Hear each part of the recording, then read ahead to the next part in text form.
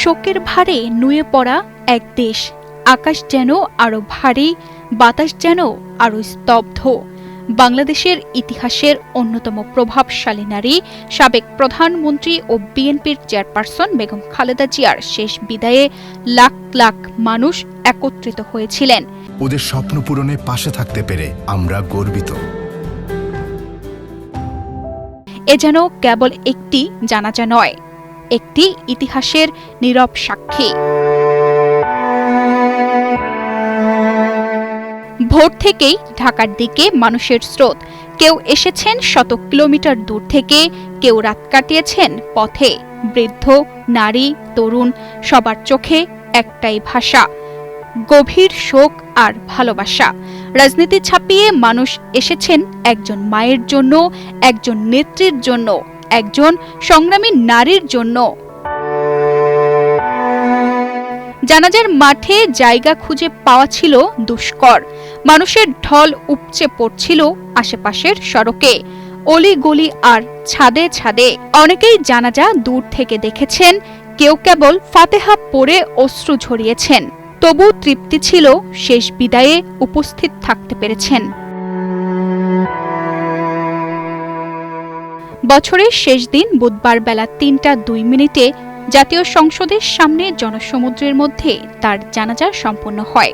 জানাজায় জাতীয় সংসদ ভবনের ভেতরের মাঠ, বাইরের অংশ এবং পুরো মানিক মিয়া এভিনিউ ছড়িয়ে ফার্মগেট হয়ে কাউরান বাজার থেকে বাংলা মোটর, পান্থপথ, মিরপুর রোড থেকে ধানমন্ডি ২৭ নম্বর, আসাদ গেট, বিজয় সরণি থেকে আগারগাঁও থেকে তেজগাঁও, মেট্রো রেলের স্টেশনে, ফ্লাইওভারের উপরে, রাস্তায় যে যেখানে জায়গা পেয়েছেন সেখানেই জানাজার জন্য দাঁড়িয়ে লাখ লাখ মানুষ।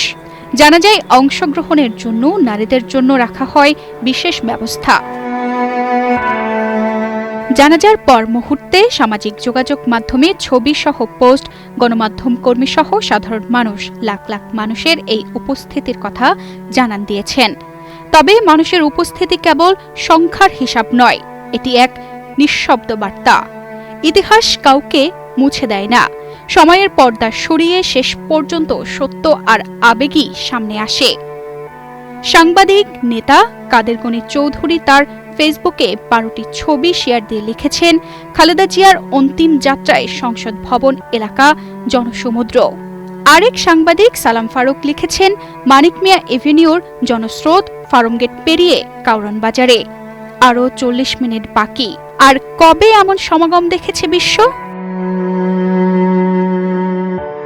কয়েকটি ছবি পোস্ট করে এনসিপি নেতা ও সাংবাদিক আরিফুর রহমান তুহিন লিখেছেন, পৃথিবীর সবচেয়ে বড় জানাজার সাক্ষী হতে যাচ্ছেন।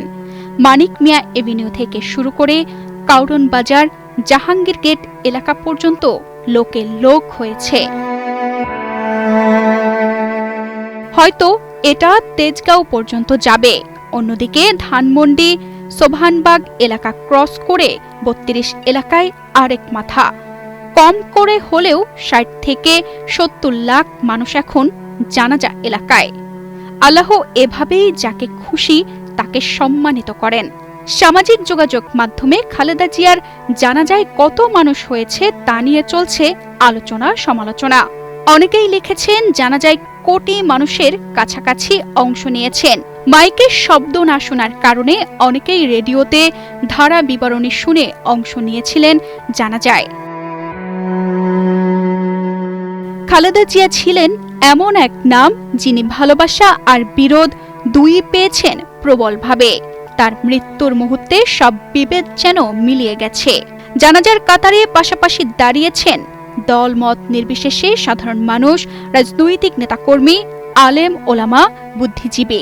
অনেকেই পোস্টে লিখেছেন, তিনি শুধু একজন রাজনীতিবিদ ছিলেন না, ছিলেন আমাদের সাহসের প্রতীক।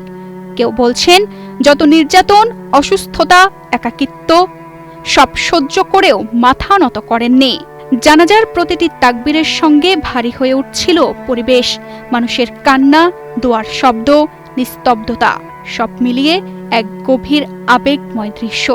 মনে হচ্ছিল এই বিদায়ের মধ্য দিয়ে এক অধ্যায় সত্যিই শেষ হয়ে গেল। শেষ বিদায়ে খালেদা জিয়া চলে গেছেন, কিন্তু রেখে গেছেন স্মৃতি, বিতর্ক, সংগ্রাম আর ভালোবাসার এক দীর্ঘ ছায়া। সেই ছায়ার নিচে দাঁড়িয়ে আজ দেশ নীরবে, শোকে, শ্রদ্ধায়। তানজিদা রহমান, ইনায়া, বাংলাদেশ প্রতিদিন।